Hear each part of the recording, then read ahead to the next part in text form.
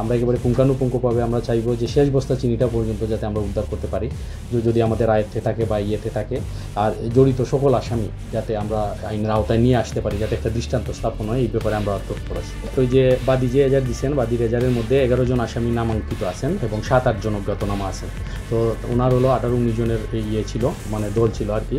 তো আজকে যেহেতু মামলা করছে, কালকে আমরা কোর্টে পাঠানোর পরে এবং আসামি গ্রেপ্তারের সাথে সাথেই আপনাদের এই নামগুলো আমরা অবগত করবো। আমরা এই অভিযান পরিচালিত হচ্ছে এখনও, আমরা মানে সাথে সাথেই আপনাদের এই বিষয়টা করব। এই বিষয়টা নিয়ে বিয়ানীবাজারের সর্বস্তরের জনগণ একটা মানে উৎকণ্ঠার মধ্যে আছেন, একটা মধ্যে আছেন।